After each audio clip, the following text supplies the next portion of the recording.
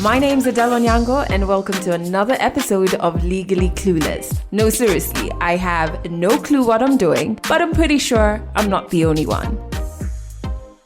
Hey you, welcome to episode 163. I can't believe that we've reached this far in terms of the audio podcast, and I'm just in awe and just sometimes shocked by how far Legally Clueless has grown. In a couple of hours, because I'm recording this in the wee hours of the morning, so in a couple of hours I have a meeting to kind of brainstorm a new baby that we want to introduce to Legally Clueless. So I'm just like, what?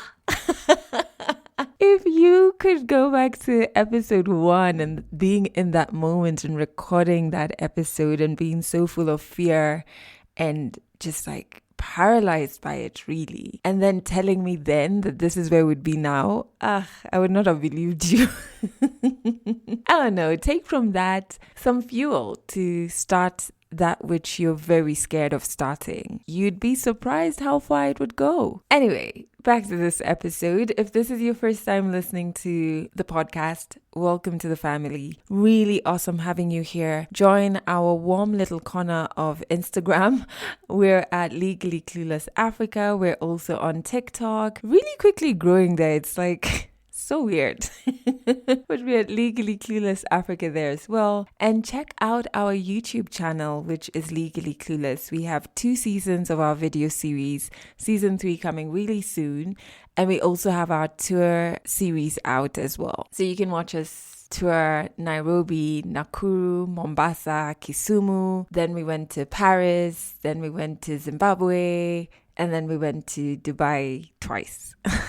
So there's quite a few things to watch on our YouTube channel. But back to this episode, this is what's coming up. Tukienda kutoka airport. The moment we came out of the door, me almost fainted. The heat. Mind you, mimi CV, I don't even know what the CV is saying. First of all, people lie on their CVs, like completely. He asked me, are you sure everything that is on this CV is legit? I'm like, yeah. And this guy told me, are you sure you are a waitress? Before you even enter the shop, they're like, no Africans. COVID happened. So they told us, we're going to give you like a 2 months unpaid leave. She was looking at me like, what? You got a job? As who? What kind of a job did you get? I'm like, I'm going to be a maid. And she's looking at me like, are you serious? I told my friends, I'm going to work as a house help, considering you're coming from a 5-star hotel. So when I came to Dubai, I don't know why people have this perspective that if you're in Dubai and you're making it and they see you going out, they see you, she's posted a photo, she's in a restaurant. People have this perspective that you're dating an older man. She has someone, she's cheating on me with someone who has money. That is part 2 of Patricia's story. And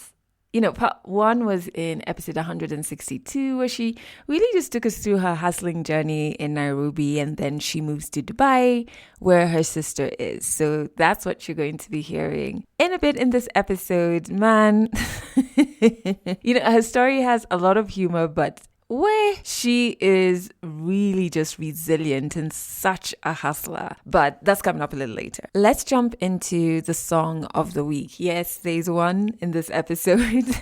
It's a bit old though, so I was even looking for the link to it on YouTube, and I saw it's like 9+ years old. I couldn't even find it on the actual artist's channel. I just found some random guy who'd probably bootlegged it. But anyway, the name of the song is Let the Sun Shine, and it's by Labyrinth, who is one of my favorite artists. Like, there are very few songs by him that I don't identify with. I think he's such a brilliant artist. I like how he's like lost in his own world, it almost seems like. But then again, I'm trying not to like idolize people whose art I love, because then sometimes they do some strange things. But anyway, that's a story for another day. I really love this song because, I don't know, in moments where I'm navigating a rough patch or life just feels very dark. Sorry, I do not know why at 1 a.m. my neighbor, they're like thuds coming from, I hope they're okay. Yeah, because maybe I'm bitching about noise coming from their house, but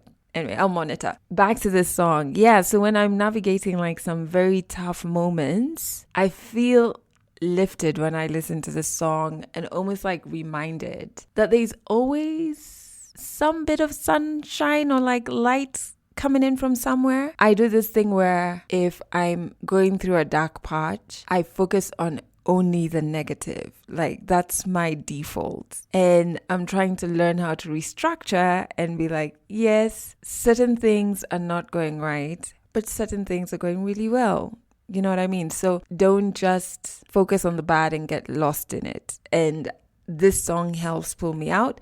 So in the show notes, there's a link to the song. I hope you like it as much as I do. And I hope you're a fan of Labyrinth's music as well. If not, let me recruit you.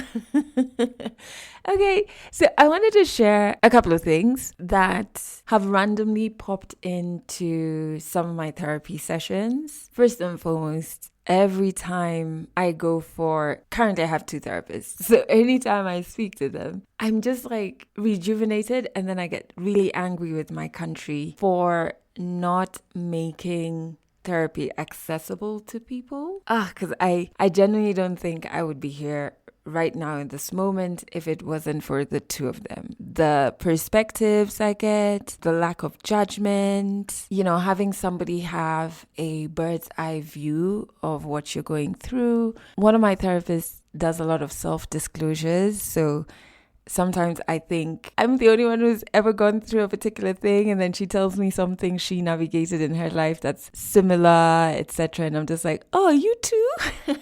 Anyway, I got carried away there, but I just wish therapy was more accessible because I just know what it's done in my life. But I think in my last session or the one before last, I can't remember, I was just going on and on about, fearing that I won't be successful in what I'm trying to do, fearing that if I fail, I won't have people to lean on, because something that we're navigating is like boundaries. I'll get to that in a bit. So it's forcing me to reevaluate how a lot of my relationships are currently running. And I remember like my therapist just like leaning back and being like, okay, have you ever put that energy that goes into fearing the worst, take that energy and put it into believing in yourself, believing that you will succeed, into making decisions that could optimize your probability of succeeding, so that you're not just sitting there being like, oh man, I'm so scared I'm not going to be successful, but you're kind of restructuring your thoughts around it. It seems so straightforward, but it's almost very comfortable to sit in fear and to think of the worst. You know what I mean? That's one. And then the other thing that is like, I don't even know, this is definitely from my last session, and I don't know how I didn't realize this. I don't know, like even in that session I was just like, what? Am I dumb? Yeah, I actually asked my therapist, I'm like, am I dumb or what? And she's like, no, you're not dumb. Anyway, don't be afraid to reevaluate relationships, be it friendships, intimate relationships, relationships with family, with friends, with colleagues, with whatever, relationships. Don't be afraid to go back into them and just like reevaluate and comb through them. It's really awesome to do it with, again, somebody who has like a bird's eye view, who when you tell them things happening in that relationship, they have an unbiased approach to reevaluating it. But even without a therapist, I think you can still do it. Don't be afraid to put up boundaries, to protect yourself, to protect your peace, to protect the space where you can hear yourself very clearly. It's very easy. I've learned, I didn't think it was this easy, but it's very easy to lose yourself. Oh my goodness. I feel like for the last 7 or so years, I didn't realize it. Actually, for longer, because I think it was sparked by my mom's death. I genuinely lost myself. I was looking for like softer words, but like it is what it is, right? So yeah, boundaries is something that I'm working on, and it's tough. Oh my goodness, it is so tough. It comes with so much guilt, at least for me, trying to control who has access to you, trying to honor yourself. I think if you've been a bit of a people pleaser, which to be quite frank, I think to some extent I've been, when you're unlearning that, there's like a lot of guilt that comes with that, it's wait, it's something. And I feel like I'm only in like step 1 of building my boundaries. And I was even thinking about it when I'm a little farther in. I should have one of my therapists on here to talk about that, because I can't believe at age 33, now is when I'm intentionally doing the work around boundaries. Oh my goodness. Let me work through it, and then I will try and sweet talk one of my therapists to come on here, especially about boundaries. Anyway, let's jump into 100 African stories. And I am so sorry for singing. Like, I don't know if that's like bust your eardrums, but I'm really sorry. But the story, as I mentioned earlier, is part 2 of Patricia's story. We met Patricia when we went on tour of Dubai in March this year. Ooh, just last month. Making it sound like it was like 10 years ago. Anyway, and part 1 was her hustling at home right here in Nairobi, trying out different businesses, just trying to make money and earn a living. Her sisters were in Dubai, so when things weren't looking up here, she moved to Dubai for a better life, and that's where part 2 starts off. If you've not listened to part 1, you may want to do that first before you listen to this one. 100 African stories on Legally Clueless. Stories from Africa. So we go to Kenya, we go to a shop. How much is water? 1 dirham. Nee, 1 bob. She tells me no. So I ask her, what is the rate? 1 dirham is how much in Kenyan shilling? She said times 27. So every time we buy something, wait, how much? 10 times 27. 270. No, I cannot buy a season of bread 270. Why? You go, you buy bread, you're buying it at 100 plus, and you're like, I know, me, I rather stay hungry, by the way. And she told me the moment you keep on converting the dirhams into Kenyan shillings, you'll never buy anything. You will never do anything in Dubai. As in, remove that mentality. And I was like, okay. But deep down, how much is milk? 10 dirham. 10 times 27. 270. So I come to Dubai, I go stay with my other sister, Tukwata, to Dubai. Luckily, I have family in Dubai, so I go and stay with her. And the situation, first of all, how they are staying, ndio nikashindwa. Okay, this is Dubai. You're staying with different people. Okay, for her, she was lucky she was staying with a fellow Kenyan, but you're staying like 3 people in 1 room.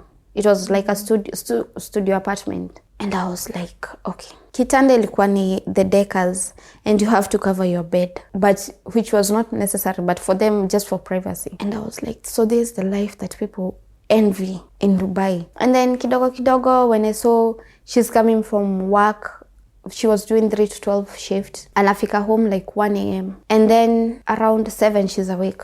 I'm like, where are you going? She said, no, today I have to be at work by 9. And I'm like, what do you mean 9? You came home at 12. And what kind of shifts are these that you're working in the evening? You have night shift, you have morning shift. What kind of shift? Because when at Kenya, it's 9 to 6 maximum. Me, I don't know this other, unless you're working in a club. So I was looking at her like, she's saying she's working in a coffee shop. Are you sure? Maybe you're working in a club, but niambia too, because me, I don't mind. I've worked in a club also. I've been doing promotions, but I never asked her. So in my mind, nasema, I think I'm not ready for these jobs. Already 2 weeks have passed. I haven't started applying for jobs. She's telling me every day she's coming, she's telling me, did you leave the house? I'm like, I'm leaving the house to go where? I don't know left or right, or I just know how to get out, go to the shop and come back. And she started telling me, no, you have to go and you have to send your CVs. You have to go drop your CVs. You have to go to malls, drop your CV in different retail shops. You have to go to hotels, ask if they are hiring, leave your CV at the reception. Nico like, there's no simpler way, as in someone I can contact and ask them if they're. She said, no, that's the hustle. So one time her friend comes we were making dinner, and she said, and she said, your sister came to look for jobs. You can ask if our company is hiring. And she said, no, I don't want her to work here in our company. And in my mind, Nico, why is she so mean? So you can just give my CV and it will be even easy, and they will just take me because they know you. And they have different shops, different places. So for sure we will not be working in the same outlet. And she said, no, let her wake up in the morning and go drop CVs. She needs to know the hustle that comes with getting a job in Dubai. And their friend said, no, she can just apply online. So I started applying online. Mind you, Mimi CV, I don't even know what the CV is saying. I've never created a CV in my life. So Stangu, she's the one who created the CV. I went for my first interview, I saw these ladies, first of all, different nationalities, Philippines, Russians, and Russians can really intimidate you the way they look. They look like, now these ladies you see on the movies. Then I used to say, oh my God, these ladies, they're so pretty. Philippines, I remember these soap operas we used to watch, and I'm like, oh my God, I'm sitting here. Maybe I'll meet Angelo, maybe I'll...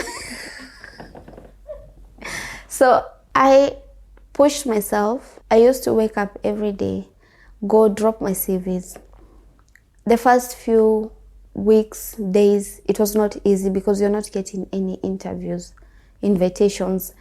I met another lady because my sister told me, if you go to any walk-in interview, make friends with people. Grab one lady and make her your partner. Like you, every day you push yourself, you wake up, you go look for a job. And it's summer. It's so hot. Like I used to get out of the house, unabeba maji. By the time upate basi, you've finished that water. You've put on makeup, the makeup is already gone. So I started applying online, dropping CVs. So I went my first interview. They told me, yeah, we'll call you. The second interview, I went. First of all, this guy, he's from British. I'm struggling with his English. The way he's swallowing the words. So he's saying hi to me, and so he said, hi. I don't know what he said, and I'm like, good morning, you okay? Yeah, good morning. He said, I just said hi to you. Why you didn't tell? I'm like, oh, you said hi. Oh, so that was hi. And he was laughing. He said, yeah. So when I went to sit down with him for the interview, first of all, people lie on their CVs, like completely. Me, what I know, what my sister told me is, if you're going for an interview for a certain hotel, you have to research about that hotel. So me, I had all the answers on my fingertips. Like if they ask me, where is this hotel, where we are right now, I will say it's in this place, it's in that place. You have different hotels in different places. But this guy aliniweza that day. So he tells me, oh, I can see on your CV you're working in this place. I'm like, yeah. So which restaurant were you working in the hotel? I'm like, what? I kept repeating the name of the place. So it's like, let's say, like, example, I'm working with Mason. Which restaurant? No, Mason. Yeah, in Mason, but which restaurant? And I'm like, see the hotel. First of all, Mimi, I don't know if it's Ushamba or I wasn't like outgoing, I wasn't exposed to things. Me, I know a hotel. It's a place you go down, you eat. That's a hotel. So when you're telling me about a restaurant, I'm like, what do you mean about restaurant? It's a hotel. I used to work in that hotel. Because back home, you used to tell, let's meet at that hotel and eat something, So he asked me, which restaurant? I'm like, restaurant? So this guy started mentioning the names. He mentioned the names. And then I captured one which was saying something African. I said, yeah, that one. And they said, what's the name? No, the one that you just said now, that one. Because the other one he was explaining, he's saying Japanese cuisine. What Japanese? In Kenya, we have Japanese cuisine, Chinese cuisine. I'm like, what is this guy saying? So I said that one because it sounds African. So he asked me, what was the main dish and the main drink in that, like a signature drink in the restaurant? Do you know what I said? So our signature dish was githeri. What is githeri? And then I said, if I say beans, this guy will know what I'm talking about. I said, so githeri, it's like some natural leaves which are found in rare places. The way I was explaining the dish, and this guy was just looking at me and he's like, no, this lady doesn't know what she's saying. First of all, when we sat down, because he saw my face, like I'm not even sure about what's happening. He asked me, are you sure everything that is on this CV is legit? I'm like, yeah, everything on that CV is true. And they said, tell me the truth now before we start. Because there was one lady who came here and she didn't know what to answer when it came to her CV. I'm like, me, 100% everything on that CV is correct. So when I started explaining about githeri, he's looking at me and then he told me, tell me another one. I said, matoke. And I used to twang. And I say matoke. And he's like, what is matoke? So if I go to Kenya, I ask for I say, yeah, matoke, it's very nice. Like they have a secret recipe which only Kenyan chefs know. Even if you go to any other place, Africa country, they tell you they have the same, because Uganda, they're known for matoke. So I've already taken something from you. I'm like, even if you go to any African country, they tell you about matoke, it's not the same. So he told me, tell me the process of how it's cooked. I told him, first of all, our chef never shared their secret. They never told us anything about. And they said, so if I was a guest and I ask you how was the food prepared, you will not tell me. You'll say the chef doesn't give you the step of how he's preparing the dish or what is the main ingredient for it to taste like this. So if I eat something and I tell you it's sour, what did you use on this one? I said, no, they will not. What if I'm allergic to something and they don't know? How will you explain you cannot have this food and this one? And this guy told me, are you sure you are a waitress? I said, okay, let me tell you the truth. I was a food runner. I used to just take the food from I said I was a server. I used to take the food and from the kitchen and just place it on the table. That's it. So he said, so you are a food runner. That's like, I'm like, food runner? No, I was only a server. I used to take, he said, yeah, that's a food runner. So he told me, you know what? I wish you all the best. But I don't think we can continue with you. And I'm like, why? Because he started laughing actually. He told me, the good thing about you, you have an answer to everything that you're saying. You're so confident when you're saying something, even though I know you're lying. But I love your confidence. I love the way you are outspoken. You have an answer for everything. But unfortunately, we need someone who's experienced right now. So we cannot, but I wish you all the best outside. I'm like, yeah, it's fine. So that was my second interview, which I've really like felt, wow, I've opened up. Because the other one I went to, I was just quiet, like sitting there. They're asking me things. First of all, I'm nervous. I'm doing my nails like this. I'm checking people. I feel intimidated. And I knew this one, kabisa, it's not for me. But this other one, I was confident. So kidogo I built my confidence. I got courage to do interviews. I know the questions, how to answer questions, what to do this. But the first thing I did was to go back, research about this hotel. I used to work in Kenya because I had zero idea about that hotel or that resort, but it's on my CV. So I went and researched, and then I continued hustling. Go to my CV. I'm sending my CV outside. You go, you meet people, they tell you, before you even enter the shop, they're like, no Africans. Before you even, and these are people who are employed also. This is not even your country. That's the thing. I used to tell my friend, like, this is not even their country. And they're that harsh. And then the stories I hear about people during that time when you meet with people, they say, I've been here for 3 months. My visa expired. I renewed. I still haven't gotten a job. It discourages you a lot. So we got another interview, me and this lady, all the way to Ajman. Ajman is like another city. So we go to this city. When we told this guy, one of her friends, that we are going to Ajman, he said, you know what, guys, I'll drop you.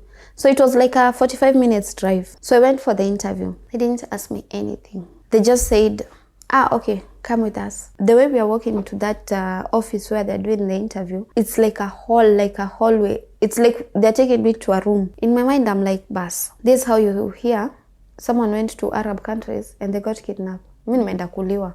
And then they're like whispering when they're talking, and I'm like, Patricia, you this desperate. So we sit down, they're like, what's your name? Patricia, are you from Kenya? Would you like to be a cashier or a waitress? I'm like, cashier. And they said, okay, you're hired. Give us your passport, give us everything. We'll start your process. I'm like, First of all, you haven't given me a contract to sign. Say, nimechanuka. If it was the Patricia that came the first week, I will say, okay, passport, ID, anything else, I will just say okay to everything. But this time I was like, can you give me at least the offer letter? Tell me what's the offer. So they told me the basics, the salary, they will give accommodation and transport and all that. But deep down I felt like, apana, this job is not for me. But I said, it's fine. I can recommend my friend since she's been trying.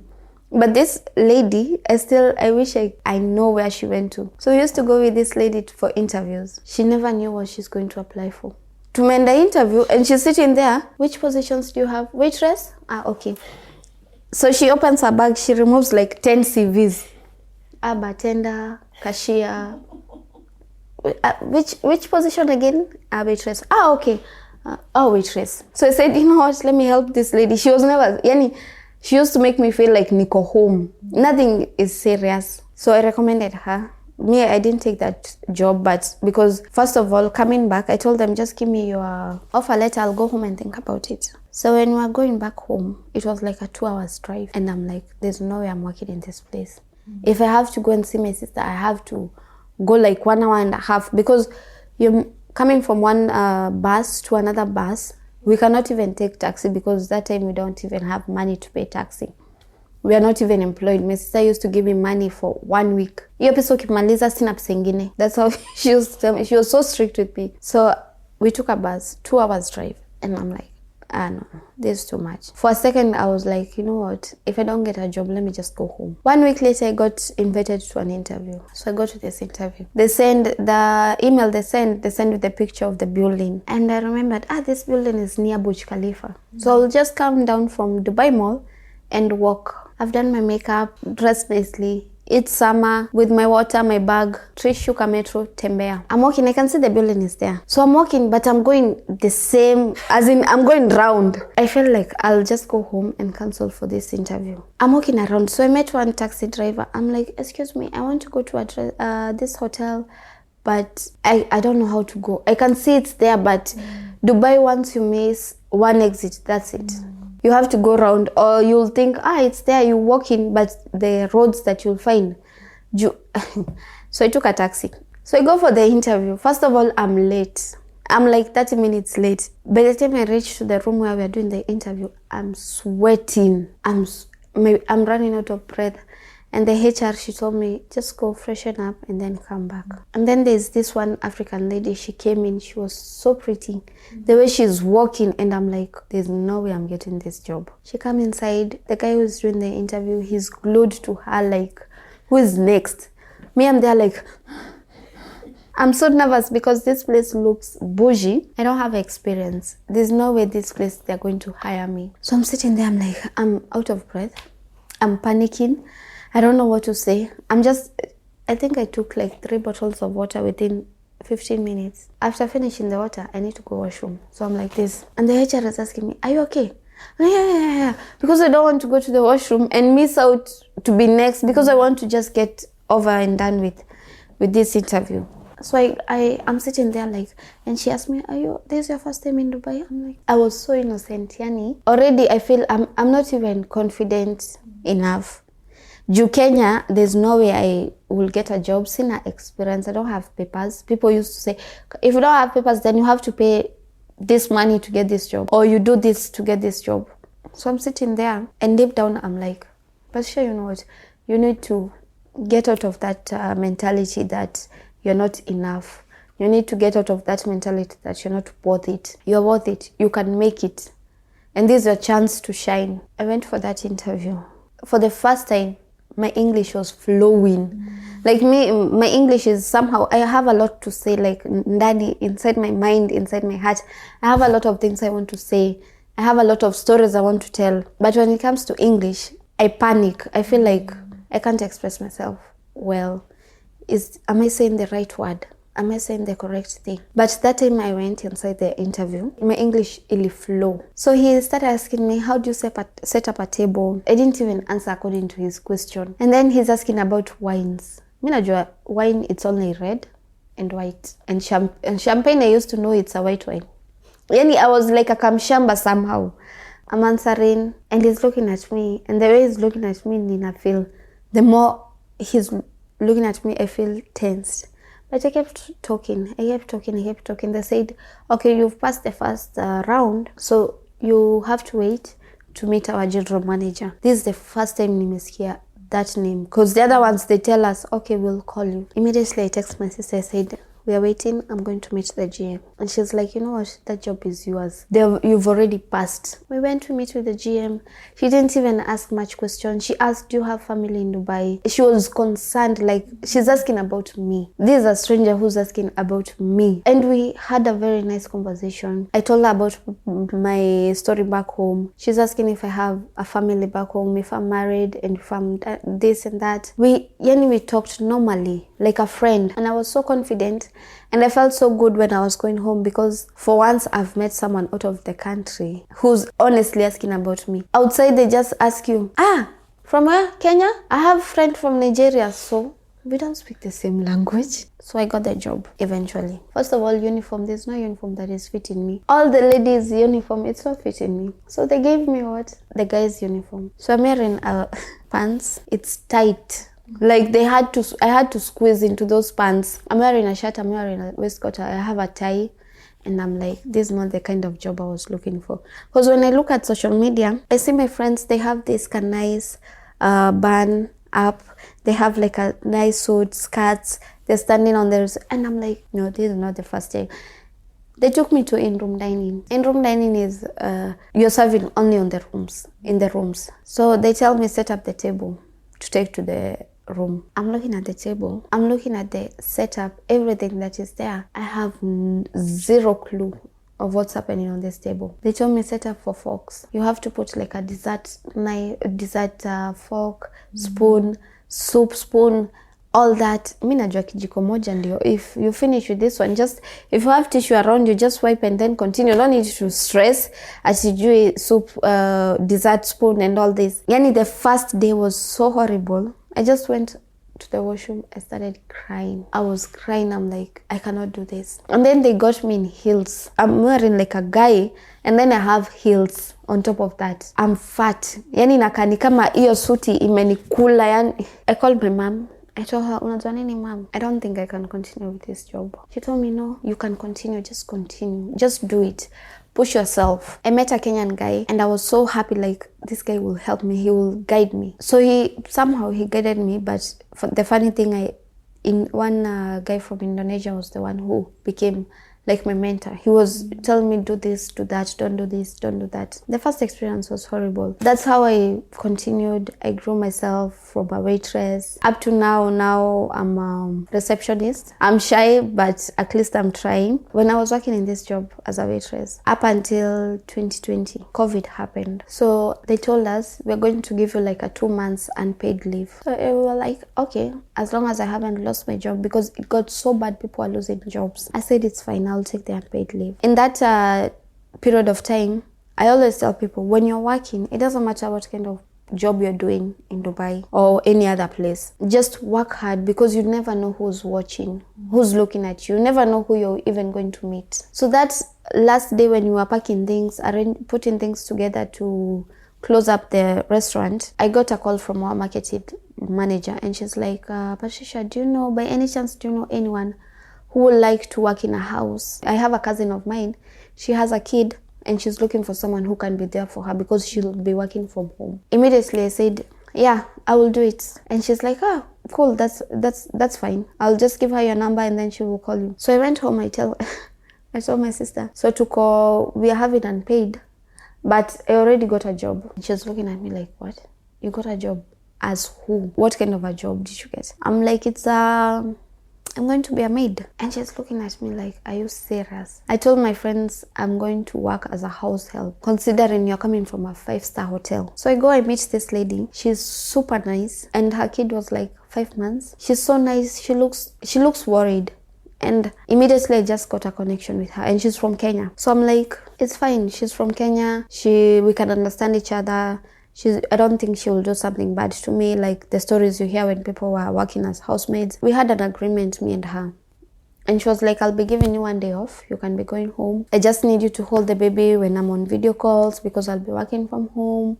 So it was basically like she wanted someone to be like a babysitter. But I used to do some chores in the house. But I felt like I was living with my sister at that time. I will get my 1 day off, go be with my friends. We catch up and all that. But during that time of COVID, there's so much that happened. People fell into depression, me being one of them. Because you don't know when, slowly by slowly, it's building up and you feel like your life was going so well. First of all, I haven't been home for the last 2 years because this was after 2 years. I didn't go for vacation my first year when I came to Dubai because I said I need to save up enough to go home because I don't want to go home and spend the little money I have and do nothing. If I want to go home, I want to go home and live. At least I've done something, like an investment. And this 2020, you cannot go home. There's lockdown. If you leave the house, yani Dubai was so horrible because we are so used to going out. There's so many cars around. Now the roads are empty. Every night when I go to bed, I used to ask myself, if people back home know the kind of situation I'm going through, I think they will not understand. They will think I'm lying. And that time, Jupia home, things are worse. Friends, family, people asking you for money. In your mind, you're like, you guys don't even know what I'm going through. No one is even checking up on you. It's like, hi, how are things there? We're on lockdown.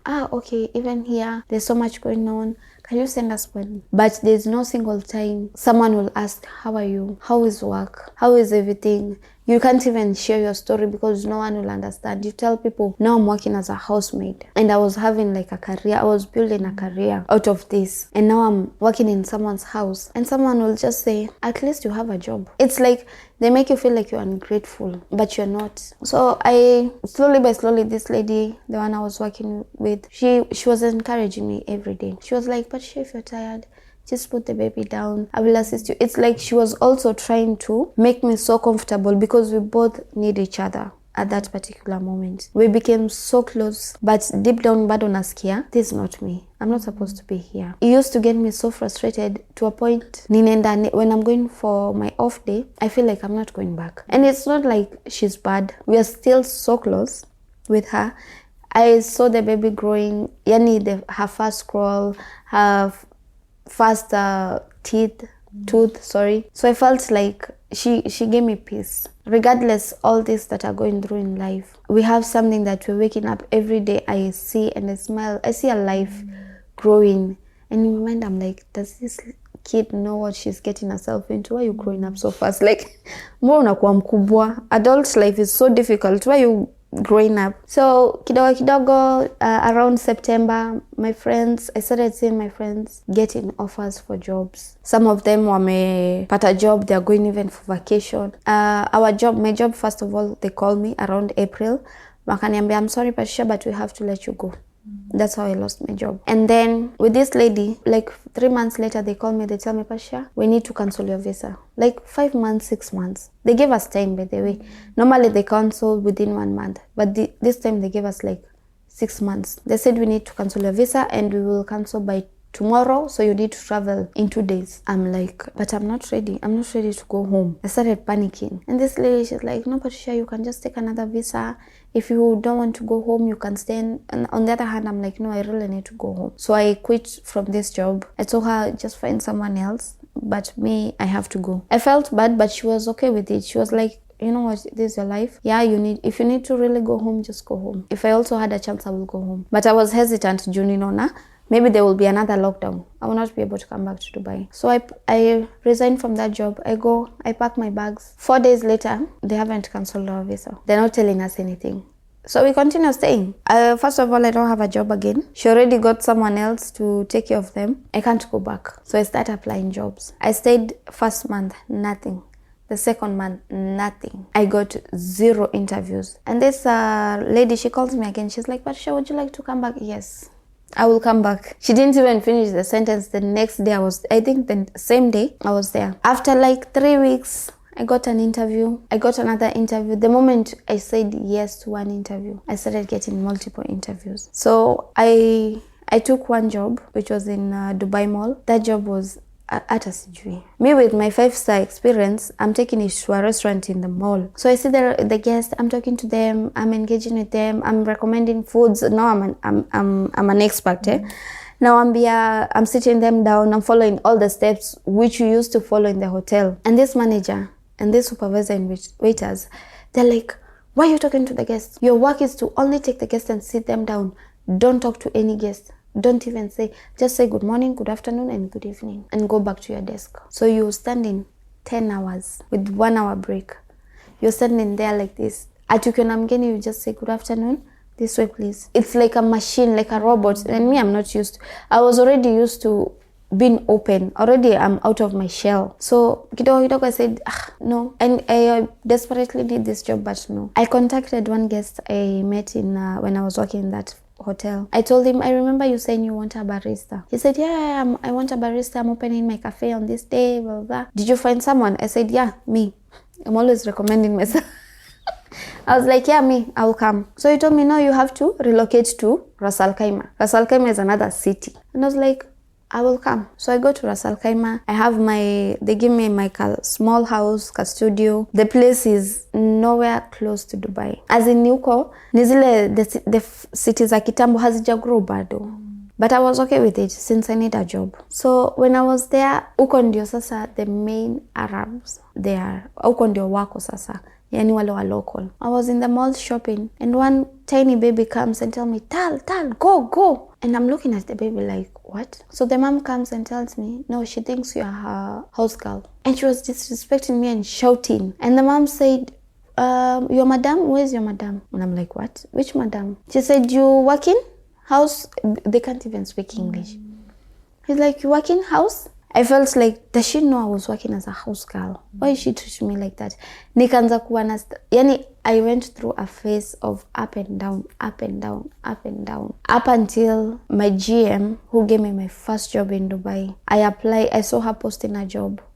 I applied and they called me, and that's how I got hired in this new place. And trust me, my experience in Dubai has been ups and downs, but I can say mine was not as bad as most people when they come to Dubai, the kind of hustle they go through. But it's been a journey. So when I came to Dubai, I don't know why people have this perspective that if you're in Dubai and you're making it and they see you going out, they see you, she's posted a photo, she's in a restaurant. People have this perspective that you're dating an older man. She has someone, she's cheating on me with someone who has money. But so he started accusing me for such things. That you're cheating on me, you got someone who is treating you, you have a lot of money.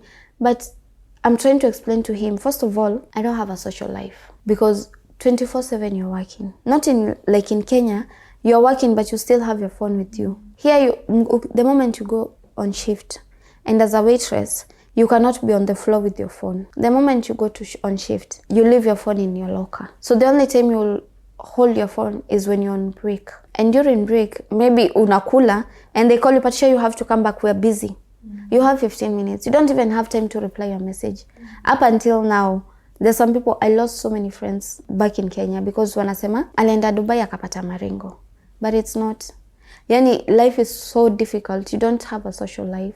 You can't keep up. So he used to tell me, you don't even reply to my messages.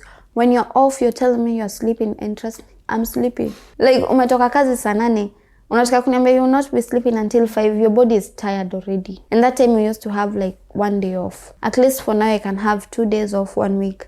The next day, I'm having 1 day off. But you don't have time to socialize. The little time you have, unenda out, maybe you just came from duty and your friends come and tell you, Patricia, let's go out. Let's go ladies' night. So you hype yourself and say, at least let me just go and treat myself. You go out for that one night. You take pictures. I'm telling you, social media is a scam. You take pictures, you're there. It's like you're having a good time. But deep down, you're busy checking your schedule. Like, tomorrow, what time am I waking up? I'm waking up 2 hours. It's not that you're being irresponsible, but at least you're trying to treat yourself. And when they see, I'm out and she didn't reply to my text. And I hang out with my friends, she's not replying to my text. But you don't have that time. You don't have the money they say you have. You don't have, I wish I had that sugar daddy that's talking about money. At least he will remove some burden out of my shoulder. As in, you don't have. You're legitimately working for your money. Dubai, the good thing about it, Pia, when it comes to salary, they pay you on time. When it comes to benefits, you have service charge. You have tips. Someone will come and give you $100 as a tip. That's the life that we live. But it's comfortable, it's peaceful, and at least I have my sister, I have friends, and that's all you need in Dubai. As long as you have family, you have friends, that's all you need. Catch more African stories in the next episode of Legally Clueless. I just first really love Patricia's energy. It took us quite a long time to record that story because she's just such a natural storyteller. So I think we recorded it for like an hour and a half or so, which is why I had to split it into 2 parts. But man, I just love how she even like weaves in humor and has been so frank and vulnerable with just like her struggles and what it took for her to get where she is now and where she is in this moment. moment, you know? When she talks about that heat in Dubai, my word. So the first time we went to Dubai, which was maybe end of February, I came back early March. They were just coming out of winter, I think they said. Even though it didn't look like it. But like the heat was manageable. It was really nice, you know? And then towards the end of March, we went again. And my word, I think one day it was like 42 or 43 degrees, which isn't even really hot for them. But I was like, hey, take me back to my Nairobi weather with all its madness and its instability. Take me back. So, hey, I think one of the waiters in our hotel, because we made friends with like all of them, which is so awesome. There was Ahmed, there was I forget the name of the other guy who was a musician.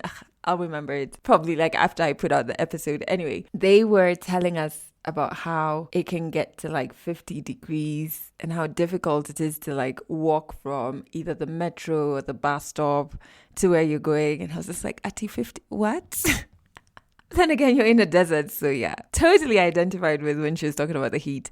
But even more importantly, I feel like the stories we recorded in Dubai, and you've heard Dennis's story and Patricia's story so far, really highlight just the issues young people face in Kenya. And there's an element of shame, I feel, because I feel like this country has let down many people, but in this regard, young people who just want to earn a living, want to be able to be stable, but the country makes it so hard for you to do that. When it comes to unemployment, I don't even think, it's a global problem, but when I bring it home to this country, Kenya, I feel like we're not even attempting to resolve the issue. Like we're not even acknowledging how destructive it is for young people. Even when we just move it all the way back to how things work, man. So you need what papers, a degree or a diploma.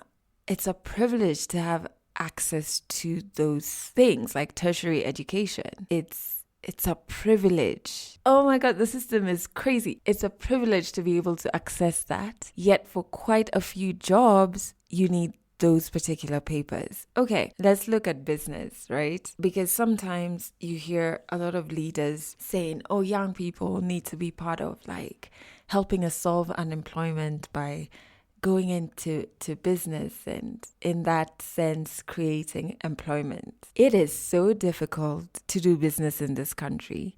It's difficult even just to register your business. It's difficult because of all the taxes you have to pay and the harassment that comes with particular types of businesses. It's difficult getting access to capital as a young person who doesn't have any collateral, etc., etc. Who's giving you a loan? You know what I'm saying? It's like this country is hell bent on destroying its young people. And then you'll turn on the news and it's like major gaslighting that you get from these candidates who want to run for the next elections or the leaders who are currently in office who kind of like want to share the responsibility, and it's like, what? You're not doing your job. You know what I mean? Or you're just focused on greed and corruption.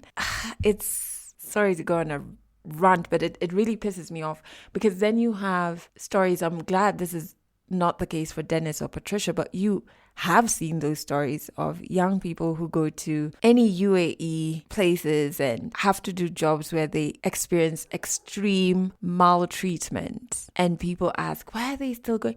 Because their country is trying to really just destroy their present and their future. So many young people are desperate to leave for even something that looks like a glimmer of hope because of how bad things are locally. And it's very unfair. So as we go into the elections, if you are going to vote, please think long and hard about who you're voting for. Think very long and very hard. Really evaluate the things that different candidates are saying. Think about the sustainability. I don't think you need to be in the development world or have a certain skill to be able to really think about these things. You're valid, right? As a Kenyan, and sorry if you're not a Kenyan, but like I think this applies to whichever country that you are in, because you do have elections. You're valid as you are, as being a citizen of that country, and you are deserving of all good things like good leadership, right? So evaluate the sustainability of the things that, candidates are promising, so that we can slowly work our way into having elections where we are voting based on policy and what people stand for and what they are skilled enough to do, or etc. And away from voting for who we dislike the least, or who we think is going to steal the least. Like, what? Man, it's beyond me that that's where we are. Anyway, I went into like a long rant that I wasn't going to go into. Make sure you check out our YouTube channel. There's a link to it in the show notes, so that you can catch Patricia in part 2 of our tour of Dubai. And there's a lot more in that episode that I think that you will really enjoy. If you want to share your story on this podcast, I want to hear your story. We do in-person recordings and virtual recordings. So literally wherever you are in the world, we can record your story. All you have to do is in the show notes, fill out the Google form, and then we will get back to you. Please put an email address in the form that you actually check, so that, you don't ghost us. When we send you an email, tafadhali, please, please, please. And this podcast also plays on Trace Radio here in Kenya. So if you go to traceradio.co.ke, you can get a list of the frequencies of how you can tune in to Trace. And you can catch us there every Monday and Wednesday at 1 p.m. and 11 p.m. and Fridays at 1 p.m. Thank you so much for listening to this episode to the very end. I really do appreciate you. I appreciate the love. I appreciate the feedback. And right now, what I'm not appreciating is the loud bangs I'm hearing from my neighbors. So trying to figure out if I should be a nosy neighbor and like go and find out if everybody's okay, or should I just mind my own business? I don't know. What I do know is that this episode is over. That's it for this episode of Legally Clueless. You can share this podcast with your friends. You can keep it for yourself. I'm not judging. Just make sure you're here next week for the next episode.